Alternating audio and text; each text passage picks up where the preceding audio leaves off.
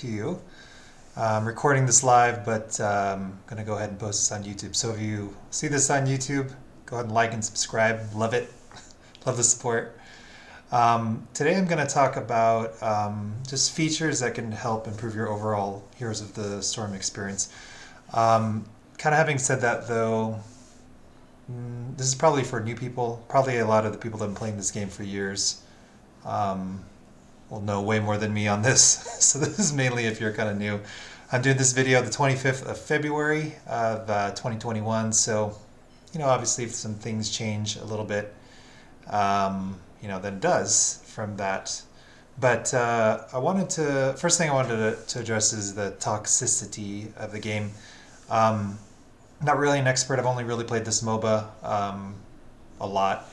But what I have heard is that, MOBAs tend to be pretty toxic, and, that will carry over to Heroes of the Storm from time to time. So one of the features, or a couple of them actually, that I want to let you know that even exists is just the ability to ignore people. Like, yes, you can block them. Yes, you can report them.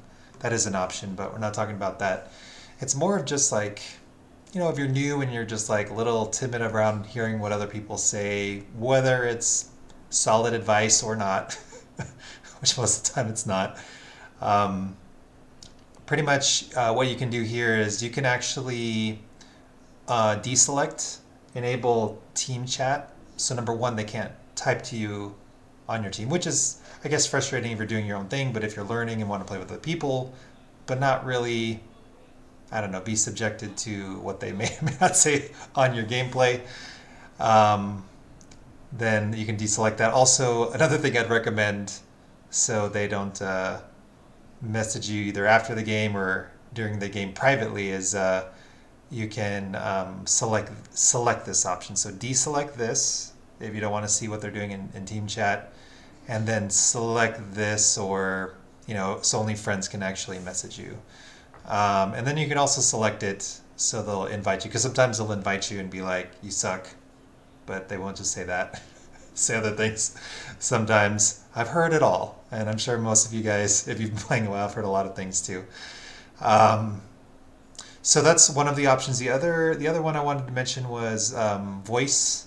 So if you have the setting preset, you can unselect party team, so it doesn't just automatically log you in, and then you just hear people talking schmack. And the Heroes of the Storm community is, for the most part, pretty good, but and also in comparison to other MOBAs, probably pretty awesome, just because the player base isn't as huge, as far as like millions and millions of people.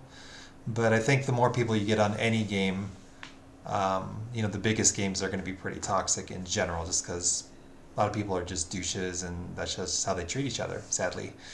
So that's the first thing that will probably help improve your overall gaming experience with Heroes of the Storm. Some others are just like technical things, as far as like, for example, mouse. Like, see how my mouse is really, really big? It's because I apparently can't see anything. Now, there are mods. I haven't used them, but I am aware that there's mods where you can kind of color your mouse. I don't know what those are. If you know what they are, just go put those links in the description or the comments or whatever. Then you kind of see the mouse cursor. Now, I think when I started the game it was this, but there's a lot going on with effects in Heroes of the Storm, so I tend to lose my mouse quite often. So I was just like, you know what? I don't care, I'm older. I'm just going to blow it up. And there you go. So that's the size. The other thing is mouse sensitivity. So I can't remember what the default was. I guess I can restore it, but I don't want to like mess around with everything because I can't remember exactly what it starts. So let's just say it's at 50%. Or can I even get it to 50? All right. So this is how fast I move my mouse normally.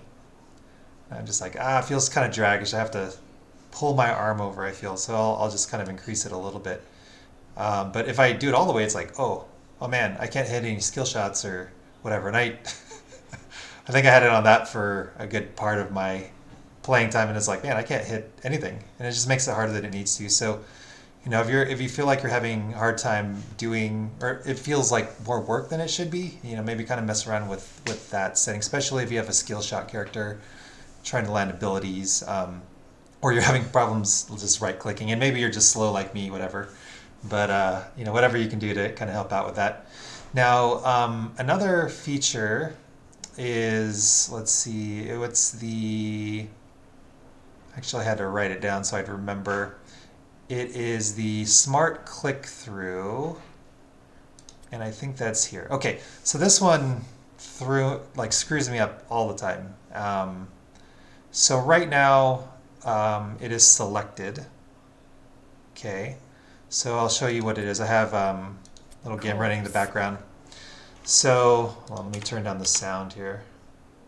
Give me a second. Sound. Yeah, sometimes I'll just turn off the music too. I don't know if that was a feature, but it is now, sure. Just turn it down when I'm playing so it doesn't distract me. Kind of want to hear a lot of the character effects, things like that, and sometimes the music just kind of screws me up, so I just kind of do that.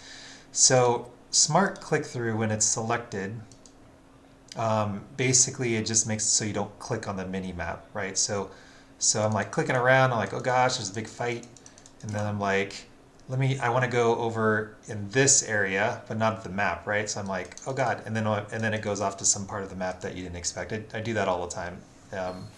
Well, I used to do it all the time. So let me show you what that actually looks like.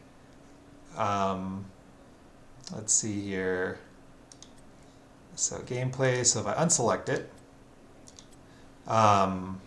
pretty much I'm like fighting, right? I'm like, all right, big fight, and then I'm like, oh gosh, I gotta go over here, and then like, wait, I didn't click over there, and then you're like, pathing is all funky, going all over the place, and then I'm like, oh gosh, let me get out of the way, oh wait, why did I go that way? Anyway, you get the point. So that could probably reduce some things. Like if you're playing like obviously the Vikings or something, maybe that's going to be one of your strategies. But you know, if you're like wondering like, why is my character just randomly going off in directions? That might be one of the reasons, which I've done many times. My team can tell you for sure. Also some things that kind of help with actions per minute. I guess a lot of the top streamers and high-end game players do it. Obviously, I'm not one of them. But they set all their graphics to low. So you basically, you know, if you obviously have the computer and you want to see it visually amazing, just keep it on high. And that's a great experience. I think though, when you're in competitive and you're trying to win, like everything matters. So sometimes the actions per minute will be a little bit faster if you put all the settings to low. You know, if you have a computer that can kind of run it, kind of not, and it's kind of chunky, definitely put it to low. And then also it just cuts out a lot of stuff like that's unnecessary but flashy, right?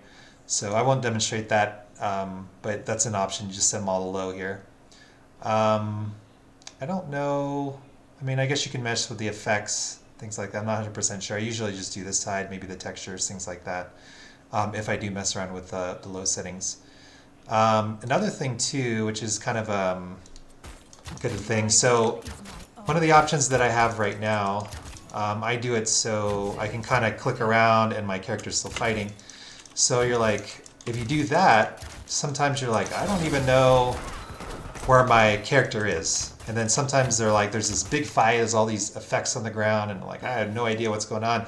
And then I've done this too. I'm like, I'm fighting and I'm clicking, and then I'm like, where's my character? Where's my character? I don't know where it is. So you're like, right now I don't even see it, right? And I'm still fighting. I'm like trying to fight, and then I'm like, I don't know what's going on. I don't know. Just hit spacebar, and then it just highlights it, takes you back. It's something you'll get better at and learn. But it's a little tip to help you out. And again, you know, a lot of the people that have been playing this a while know this stuff, but if you're kind of new and not familiar with how the mechanics work, then you know, just a little tip: hit spacebar. You can't even hold it down. You want to follow yourself around. Anyway, you got to get the point with that. Now there's some other things that I'll probably talk about in probably another video or whatever. This is a short one today because I got practicing a little bit. But it will talk about like quick casts, things like that, the advantages of keeping it the way the game is defaulted, and you know, maybe some things that can help speed up some time. A lot of times in games like this, it's like split-second decisions, and I'm so freaking slow. I need all the time. I need more time than most people. So anyway, Hopefully that was helpful for you guys. If you guys find this on YouTube later, just go ahead and drop a like, subscribe, whatnot. It's Robear Plays Hots, I think is the name of the channel. And then obviously if you find me on Twitch, because I do stream from now and then, it's follow Robear for Twitch. So you guys have a good one. It's been a pleasure. Take care.